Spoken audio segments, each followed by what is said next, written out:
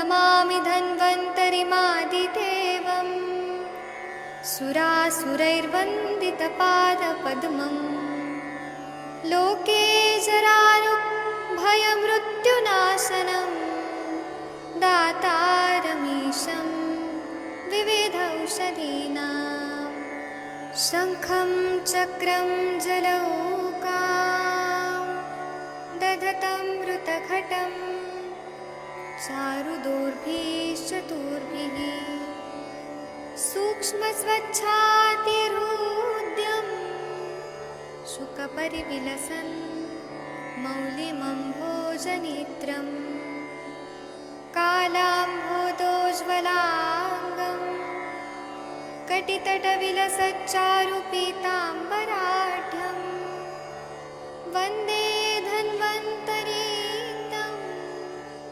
निखिलगदवन् प्रौढदावाग्निलीलम् प्रौढदावाग्निलीलम् प्रौढदावाग्निलीलम्।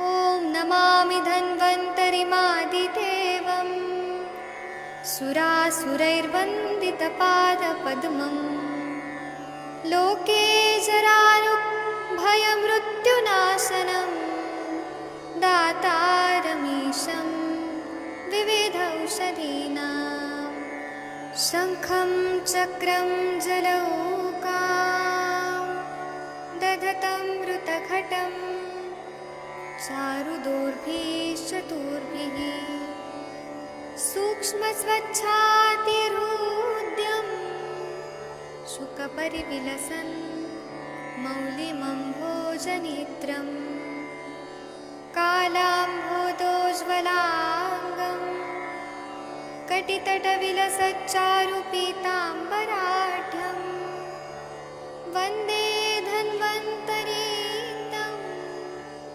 निखिलगदवन् प्रौढदावाग्निलीलम् प्रौढदावाग्निलीलम् प्रौढदावाग्निलीलम्।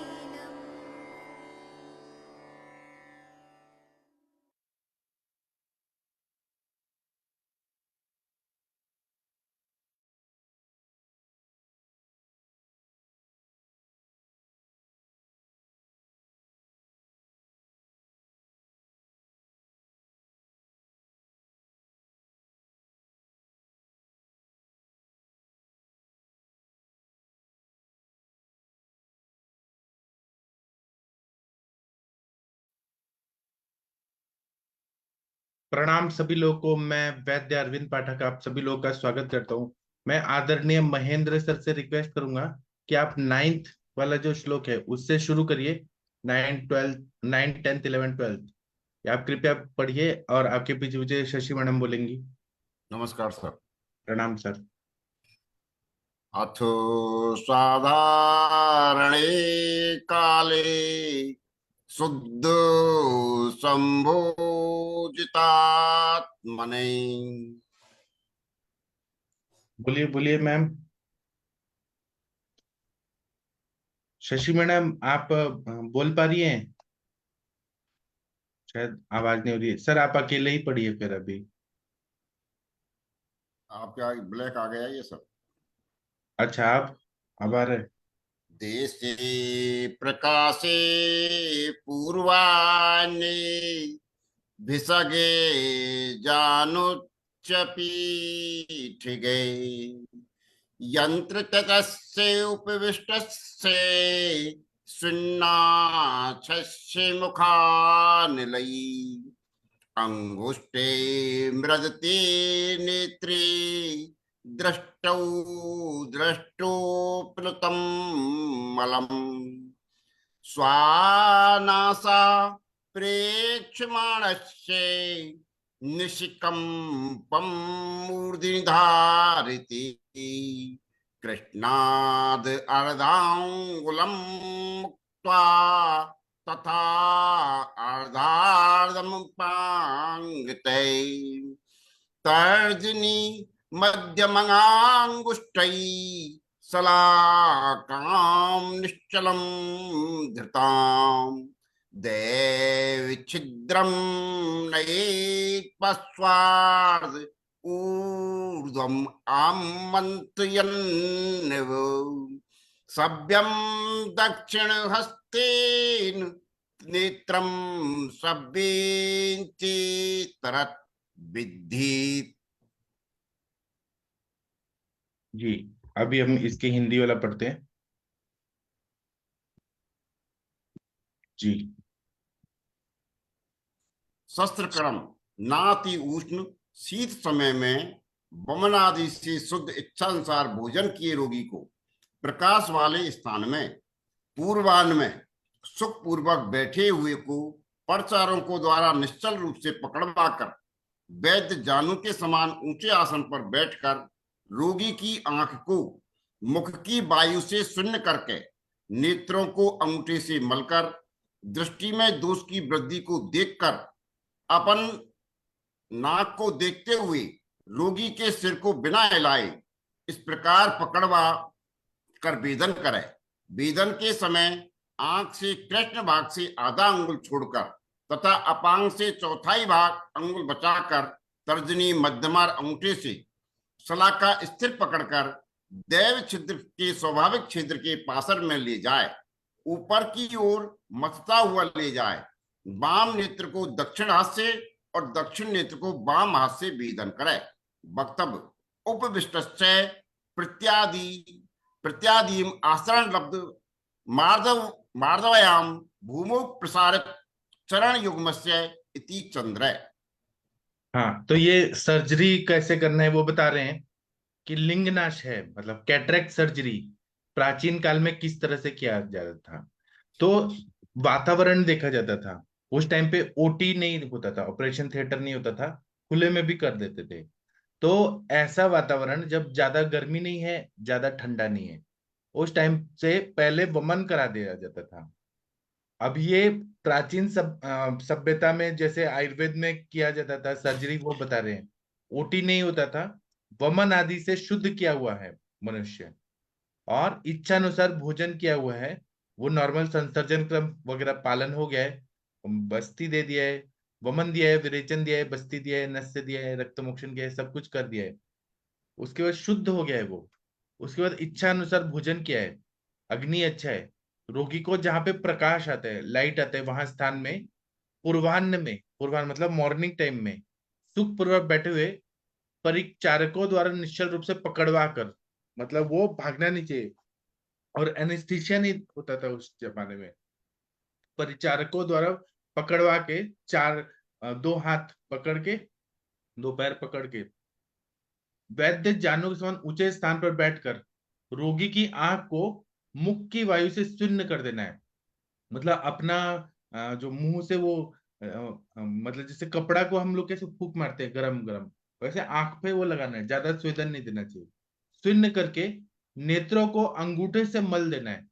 फिर दृष्टि में दोष की वृद्धि को देखकर अपने नाक को देखते हुए रोगी का सिर को बिना हिलाए इसको पकड़वाकर वेदन करना है। वेदन करना है तो मतलब वहां का जो लेंस है वो निकालना है।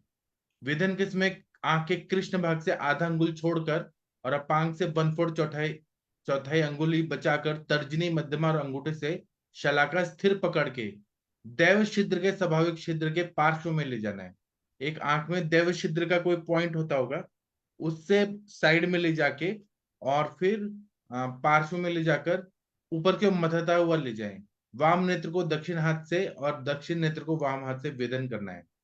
तो वाम नेत्र मतलब लेफ्ट साइड का है उसको राइट हाथ से, और राइट आई है उसको उल्टे हाथ से वेदन करना है। इस तरह से वेदन मतलब वेदन संस्कार मतलब वो निकालना है, लेंस को निकालना है। उपविष्ट से जो बोल रहे हैं प्रत्यात्म स्तरण लब्ध मार्दवम भूमो प्रस्य चरण युग्मस्य, मतलब ये बोल रहे हैं कि पैर उसके जो है ना, पैर नहीं, लब्धम आर्द्वयम, उसको मृदुता है ऐसे भूमि में पैरों को चरण युग्म से दोनों पैरों को ऐसे पकड़ के, और फिर जो परिचारक हैं उनसे पकड़वा के तब करवाना है। उपविष्ट से उस तरह से बिठवाना है कि वो हिल डुल ना सके। चलिए इसकी टीका पढ़िए सर प्लीज। अथेति मंगलार्थ कृत मंगलस्य शुद्धस्य तथा संभोजितात्मन आत्रस्य साधारणे काले प्रकाशे देशे पूर्वान्ये जानुतुल्यासन स्थितो वैद्य आत्रस्य यंत्रितस्य उपविष्टस्य तथा शून्ये अक्षिणी यस्य तस्य शून्याक्षस्य कै मुखवायु भी तथा अंगुष्ठेन मलते नयने सती दृष्टौ मलम उत्प्लुत उद्गत दृष्ट्वा स्वनासिका वीक्षणम आणस्य मूर्धनि निष्कंप धारते सती कृष्णमंडलार्ध अंगुल अपांग अपांगा चांगुल चतुर्भाग मुक्त्वा तर्जनी मध्यमांगुष्टै शलाका निश्चल यथा भवति तथा धृता देव छिद्रस्य पार्श्वनयेत् ऊर्ध्व मालोड़ यन्निव सभ्य नेत्र दक्षिण करेण वामेन च हस्तेन दक्षिणमक्षी विद्येत। बहुत अच्छा पढ़ा सर आपने, शुद्ध उच्चारण है। अथेति मंगलार्थम, अर्थ का मतलब है कि मंगल के लिए ये शुरू किया गया है। ये श्लोक की शुरुआत अगर देखेंगे तो यहाँ अथ से है, तो ऐसा माना जाता है कि दो जो शब्द है ओम और अथ, ये सबसे पवित्र शब्द है। ब्रह्मा जी ने उनको बोला था। तो कोई भी मंत्र बोलते हैं तो हम लोग ओम से शुरू करते हैं, और जो भी श्लोक बोलते हैं वो अथ से शुरू करते हैं। तो ये मंगल लेने वाले शब्द हैं। फिर क्या बोल रहे हैं, कृत मंगल से शुद्ध से तथा संभोजितात्मना, मतलब शरीर जो शुद्ध किया गया है, वमन विरेचन बस्ती नस्य रक्त मोक्षण से जो शरीर शुद्ध किया गया है, और मंगलाचरण करना है, जैसे स्वस्ति वाचन करना है। उसके बाद में खाना खिलाए हुए संभोजितात्मना, खाना खा के और जो मन पे कंट्रोल है ऐसा आतुर के, साधारण काल में, मतलब जहां पे न ठंडी है न गर्मी है, प्रकाश देश है जहां पे लाइट आ रही है अच्छे से, पूर्वाह्ने मतलब मॉर्निंग के टाइम पे, अपराह्ने होता है वो दोपहर में होता है, पूर्वाह्ने मतलब मॉर्निंग टाइम में, जानु तुल्य आसन स्थितो वैद्य वैद्य आतुरस्य, उसको जानू के बल लेटा के, और वैद्य जो है वो आतुर को यंत्रितोपविष्ट, उस पोजीशन में बिठा देना है, कि बिठा के और हाथ पैर पकड़वा के बैठा के ही करना है। उपविष्ट तथा शून्य अक्षिणी यस्य तथा शून्याक्षस्य, मतलब अपने उसके आंखें जो है ना उसको शून्य करना है, मुंह की हवा से, कहीं मुख वायु भी, मुंह की वायु को ऐसे दे के कपड़े में और आंख पे उसका स्वेदन करना है। तथा अंगुष्टेन मलिते नयने, फिर अंगूठे से नयन को, क्योंकि वहां लिंग नाश है, ओपेक हो गया है, तो आंखों को बंद करके उसके पलकों के ऊपर से ऐसे रगड़ना है, ताकि पता चले कि वो वहां पे लेंस है। दृष्टो मलुत उत्प्लुत उद्गत दृष्टा स्व नासिका वीक्षमाणस्य, अपने नाक से उसको देख के, मतलब कंसंट्रेशन से उसको देख के, मूर्धनि निष्कंप धारिते सती, उसका जो मूर्धा है वो निष्कंप होना चाहिए, कांपना नहीं चाहिए। कृष्ण मंडल के अर्ध अंगुल को छोड़कर, अपांग के चतुर अंगुल भाग छोड़कर, मुक्तवा तर्जनी मध्यम अंगुष्टे शलाका, तर्जनी मध्य और अंगुष्टा से ऐसे पकड़ के शलाका को निश्चिल रूप से करके, यथावती तथा धृता देव छिद्र पार्श्व नहीं, देव छिद्र के पार्श्व में ऊर्ध्वम आलोढ़न्यव, ऊर्ध्व डायरेक्शन में वो निकालना है। सव्य नेत्र दक्षिण करेण वामेन च हस्तेन, मतलब ऑपोजिट जो, जैसे राइट आई है तो उसको लेफ्ट हाथ से, और लेफ्ट आई है तो राइट हैंड से, इस तरह से विद्धेद उसको निकालना है हमें, मतलब लेंस को निकालना है। लिंग नाश, कैटरेक्ट सर्जरी बता रहे हैं। चलिए आगे का जो श्लोक है ये कौन पढ़ना चाहेगा आप लोगों में से, सब लोग श्रेष्ठ चिकित्सक लोग हैं। वर्षा कौशिक मैडम या माधुरी मैडम कोई पढ़ना चाहेंगे? वर्षा कौशिक मैडम आप देखिए, आपको दिख रहे हैं 13, 14, 15, 16, 17? जी प्रणाम सर। हाँ प्रणाम, आप पढ़िए, आपके पीछे पीछे सब लोग बोलेंगे। सुविद्धे शब्द स्याद् रुक चांबुल फलश्रुति। बोलिए सब लोग। सिद्धि शब्दे स्याद् रुक् चाम्बूल तव श्रुति। सान्त्वयनातुर्चानुनेत्रं स्तनेन सेचयेत् सान्त्वयन्नातुरुचानुनेत्रं नेत्रं स्तन्येन तन्नेन सेचयेत्। सेचयेत् शलाकायास्ततोऽग्रेण निर्लेखेन नेत्रमण्डलम् शलाकाया शलाकाया ततोऽग्रेण ततोऽग्रेण लेखिलेखेन निर्लिखेन मण्डलं नेत्रमण्डलम्। नेत्रमण्डलम् भवाधमानः सनकैर्नासां प्रति अनुदस्ततः अबाधमानशनकैः नासां प्रतिनन्दन् ततः प्रतिनुदनं तते।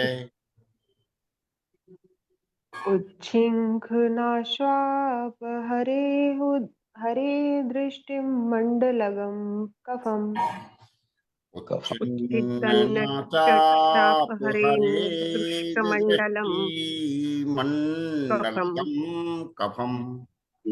कफम् स्थिरे दोषे चले वास्ति स्वेदे दक्षिवाहतः स्त्रे स्थिरे दोषे दोषे चले वापि चले स्वेदये वापि साक्षिपायतः स्वेदिये दक्षिवाहिते।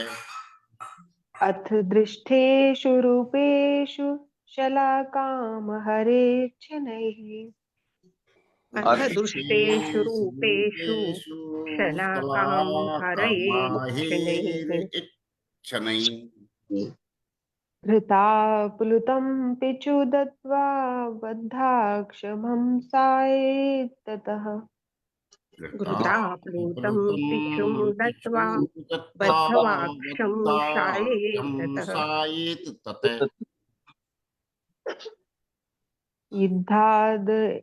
इद्धादनेन पार्श्वेन तमुत्थान द्वयोर्वक्षे व्यधि विधान अन्येन अन्येन पार्श्वेन पार्श्वेन समुत्थानं द्वयोर्विधि। द्वयेद्व्यथे निवाते शयने अभ्यवक्त शिरः पादं हिते रतम् निर्वाते शयने अभ्यक्त शिरःपादं हिते रतम्। सर थोड़ा सा क्लियर नहीं था, कोई बात बीच नहीं, में थोड़ा सा कोई बात नहीं, आपने अच्छा कोशिश किया। कोशिश करने वालों की हार नहीं होती है। चलिए आप इसका पढ़ दीजिए हिंदी। जी सर। भली प्रकार वेदन होने पर शब्द होता है, वेदना नहीं होती। जल कण का श्राव होता है। पीछे से रोगी को सांत्वना देते हुए आंख का माता के दूध से परिषेक करें। फिर शलाका के अग्रभाग से दृष्टिमंडल पर लेखन करें। इसमें शलाका को धीरे धीरे नासा की ओर प्रेरित करते हुए किसी को हानि ना पहुंचाते हुए लेखन करें। फिर नाक से छींक कर दृष्टिमंडल के कफ को निकालें। दोष के चलायमान या स्थिर होने पर आंख में बाहर से स्वेदन करें। इसके उपरांत रूप के दिखने पर शलाका को धीरे से निकाल लें। फिर घी का फोया रखकर आंख पर पट्टी बांधकर लिटा देवे। जिस पार्श्व में वेदन किया हो उसके दूसरे पार्श्व से लिटाएं। दोनों आंखों का वेदन करने पर उत्तान चित्त लिटाएं। रोगी को वायु रहित बिस्तर पर रखें। सिर और पैर पर अभ्यंग करें। पथ्य आहार विहार में रत रोगी को लिटाएं। बहुत अच्छा आपने पढ़ा। इसमें बोल रहे हैं कि इस प्रकार जब सर्जरी हो गया है, कैटरेक्ट का वेदन संस्कार करके वो निकाल दिया है, तो एक शब्द होता है, वेदना नहीं होती है, जल कण का स्त्राव होता है। पीछे से रोगी को सांत्वना देते हुए जो स्त्री शीर है, मतलब माता का जो दूध है, उससे परिषेक करना है। फिर शलाका के अग्रभाग से दृष्टि मंडल पर लेखन करना है। इसमें शलाका को धीरे धीरे नासा की ओर प्रेरित करते हुए किसी को हानि न पहुंचाते हुए लेखन करना है। फिर नाक से छींक कर दृष्टि मंडल के कफ को निकाले, मतलब उसको बोला है छींको आप, तो वहां का जो कफ है वो निकल जाता है। दोष के चलायमान या स्थिर होने पर आंख में बाहर से स्वेदन करना है, मतलब जब दोष है वो चलायमान हो गए, स्थिर हो गए, तब स्वेदन करना है। इसके उपरांत रूप के देखने पर शलाका को धीरे धीरे निकाल देना है। फिर घी का फोया रखकर आंख पर पट्टी बांधकर लिटा देना है। जिस पार्श्व में वेदन किया हो उसके दूसरे पार्श्व में लिटाना है। दोनों आंखों का वेदन करके उत्तान चित लटाएं। रोगी को वायु रहित बिस्तर पर रखें और सिर और पैर पर अभ्यंग करें। पथ्य आहार विहार में रत रोगी को लेटाएं। मतलब मुझे एक चीज नहीं समझ आ रहा कि जब ये लेंस को निकाल रहे हैं वेदन करके, तो आज के जमाने में नया लेंस डालते हैं, तो उस टाइम पे क्या करते थे? मतलब नया लेंस डालते थे कि क्या, उसके बारे में विस्तार से नहीं बताया। बिना लेंस के इंसान देख सकता है क्या? तो उस टाइम क्या करे, ये सब तो दिखा बता दिया इन्होंने, लेकिन उस टाइम टीका में कुछ होगा, टीका में। टीका में ये सब नहीं बताएंगे कि नया वर्ड डालेंगे। मतलब हाँ ऐसा हाँ। लेंस के लिए कोई वर्ड नहीं है। ये उस जमाने में कुछ सर्जरी की किताबें होंगी, उसमें डीप में दिया होगा सब क्या करना है। वो सब जला दिया, अलाउद्दीन खिलजी ने सब जला दिया ना, नालंदा यूनिवर्सिटी, उसमें सब किया। सुश्रुत संहिता में भी नहीं है सर, सुश्रुत संहिता में। हमारे पास जो ग्रंथ है सब ओरिजिनल नहीं है, सब डुप्लीकेट है, कुछ कुछ हम्म। भाग। हम्म। असली सारे ग्रंथ तो जला दिए गए ना। चलिए इसका टीका पढ़ दीजिए। आप पढ़ेंगी वर्षा मैडम? जी सर। जी सर। सुविद्धे सति शब्द स्यात् तथा आरोग्य जललवस्य च श्रुति स्यात् सान्त्वयन् रोगिणम् अनु पश्चात् नेत्रस्तयेन सेचयेत् तत् अनन्तरं शलाकाय अग्रेण दृष्टिमण्डल निर्लेखेत् कथम् अपीडयन् तथा शनैर्नाशाप्रतिकफनुदं तत् उच्छिन्नाञ्च दृष्टिमण्डलग कफ हरेत् दोषे चले स्थिरे वा प्रत्यक्ष वाह्यततो अति खेदयेत् अनन्तररूपेषु वस्तुषु दृष्टेषु सत्सु शनैः शलाकां कर्षयेत् ततो घृताद्वत्पिचु दर्वा दृष्टि। ये सब थोड़ा सा क्लियर नहीं है, अब इससे पहले ठीक दिख रहा था। क्यों, आप बाकी लोग को दिख रहा है क्या? नहीं, ब्लड हो गया ना, पहले इससे पहले क्लियर दिख रही थी स्क्रीन। आप दिख रहे हैं? जी यहाँ तो जी। क्लियर दिख रहा है। पट्टी कथा पट्टी पट्टिकया बद्धाक्ष विद्धादयेन पार्श्वेन सायेत् दयोर्रक्षणो व्यर्धे सति सति तम उत्तान निवाते शयने अभ्यंगक्त शिर पाद हिते रत शायेत्। हाँ, इसका मतलब ये बता रहे हैं कि सुविद्य सती शब्द से जब अच्छे से वेधन हो जाता है, सुविद्ध हो जाता है, तो एक अलग तरह का शब्द आता है, वो लेंस निकल जाता है। तथा रुक, उसके बाद में वेदना जो है वह ठीक हो जाता है। जल लवस्य च श्रुति से, और जो पानी है वो त्रुटि हो जाती है, अच्छे से निकाल देना है। उसके बाद रोगिणम अनु सांत्वयन, रोगी को सांत्वना देनी है। पश्चात नेत्र स्तन्यन सेचेत, नेत्र जो है माता का स्तन्य से सेचन करना है। तत् अनंतर शलाकाया अग्रण दृष्टिमंडल निर्लिखित, उसके बाद शलाका से, शलाका के अग्रभाग से दृष्टिमंडल को निर्लेखित करना है। कथम, किस तरह से? अपीड़यन, पीड़ा नहीं देते हुए। तथा शनेर नासा प्रति कफ नुदन, मतलब उसको थोड़ा सा छींकने को बोला है, तो उससे जो कफ होगा वो निकल जाएगा।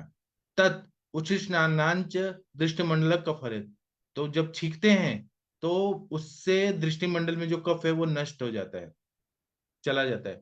दोषे चले स्थिरे व सत्यक्ष बाह्यत्वति सेवेदेत, दोष जब चलायमान हो जाते हैं और स्थिर हो जाते हैं, वहां पे फिर आंखों को देख के बाहर की तरफ स्वेदन देना है।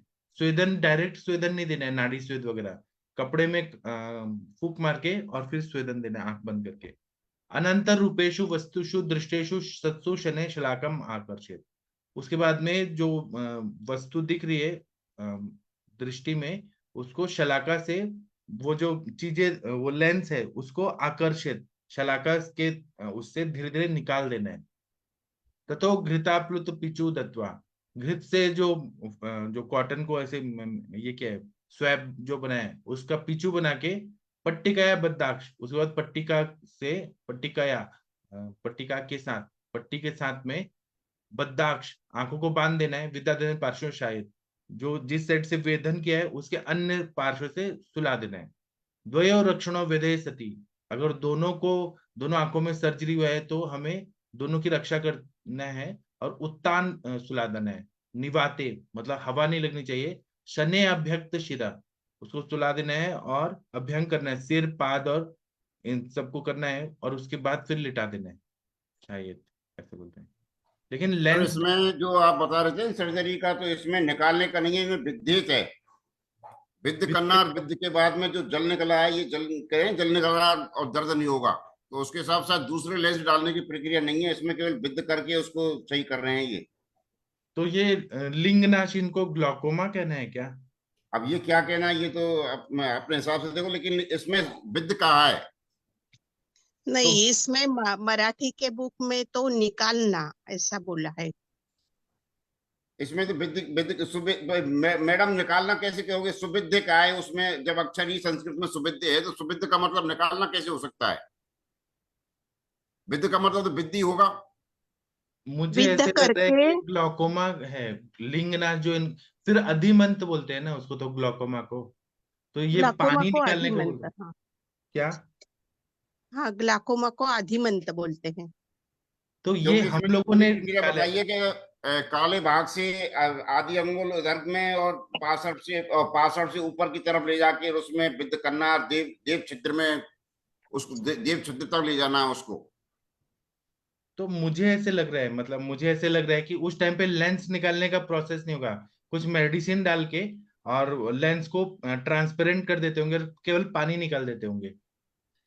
लेखन बोला है ना, निर्लेखेन मंडलम। हाँ, अभी वो मतलब वो क्या चाहते हैं, केवल पानी निकालना चाहते हैं क्या और लेखन करना चाहते हैं बस? मतलब क्या करना चाहते हैं ये समझ नहीं आ रहा। मतलब लेंस निकालने को तो नहीं बोल रहे हैं, लेंस के लिए कोई वर्ड नहीं है कि लेंस निकालो लेंस डालो, जो आज के जमाने में होता है। तो हो सकता है उस टाइम पे कोई अंजन वगैरह होता होगा, वो लगा के लेंस को ट्रांसपेरेंट कर देते होंगे, केवल पानी दोष दोष निकाल देते होंगे, ऐसा भी हो आज सकता तो सर जिससे मृत्यु नहीं होती है उसको निकालने के और चेंज करने की सोचते हैं, चेंज कर दिया, चेंज करने से काम चला, चेंज करने से। अब जैसे वो अपना गाल ब्लडर है, वो उसको ट्रीटमेंट करने की सोचते ही कहाँ है, है। हाँ काट के निकाल दो बस, हाँ पेशेंट गया निकाल दो उसको। हाँ। उस जमाने में वो निकालते उकालते नहीं थे, केवल वहां का गंदगी दोष निकाल देते थे। हाँ, अब जैसे बाकी आंतों का है, आंतों में कोई अवरोध हो जाता है उस समय निकालने की कोशिश करते थे, अब तो ये उस हिस्से को ही काट के निकाल दो, चलो छोड़ो इसको। हाँ, सही बताया आपने। और कितने सारे अंजन बताए हैं सुश्रुत संहिता में कि सांप का जो मेद है उसको निकाल के उसका काजल बना के वो लगा दो तो वो ठीक हो जाता है। कितने सारे, तो ऐसे ही कुछ होता होगा, लेंस नहीं निकालते थे। चलिए, अभी तो हम नया श्लोक नहीं पढ़ सकते हैं, टाइम हो गया है। महेंद्र सर, आप कोई भगवान का प्रेयर कर दीजिए प्लीज। आज गुरुवार है और गुरु बृहस्पति का 12 बृहस्पति की स्त्रोत कर देता हूँ सर। जी। क्रोम शक्रादिदेवै परपूजितोऽसि त्वं विभूतो जगतो हिताय, ददाति यो निर्मल शास्त्र बुद्धि, से बागपति में वितनोत लक्ष्मी, पीतांबर पीत बपू, किरीटस्व चतुर्भुजो देव गुरु प्रशांत, ददाति दंडम च कमंडलम च, तथा अक्षसूत्रम वरदोस्तुवं, वृषेपति सुराचार्यो दयावान शुभ लक्षण, लोकत्रय गुरु श्रीमान, सर्वज्ञ सर्वतो विभु, सर्वेश सर्वदा तुष्ट, श्रीशस्कृत सर्वे पूजते, क्रोधनो मुनि श्रेष्ठो, नीति कर्ता महाबलै, विश्वात्मा विश्वकर्ता च, विश्व योनि अयोनिजय भूर्भुवो धन्दाता च भर्ता जीवो जगत्पति पंचविंशति नामानि पुण्यानि सुदानि च नंद गोपाल पुत्राय भगवत कीर्तितान च प्रातः उत्थाय यो नित्यं कीर्तयेत समाहिते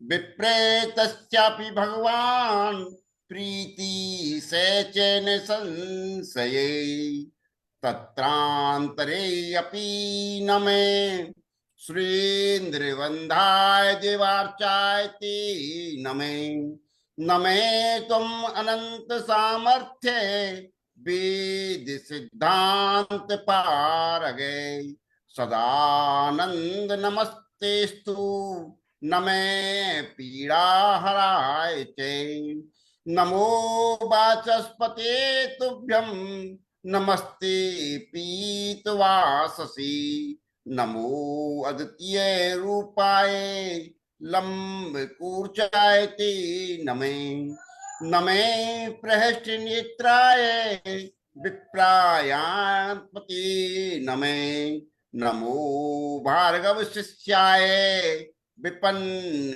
हिते कारके नमस्ते सुरसैन्याय विपन्न त्राण हेतवे विस्मस्तथा नृणां सर्व कष्ट प्रणाशनम प्रत्यहं तु पठेद्यो वै तस्य काम फल प्रदम।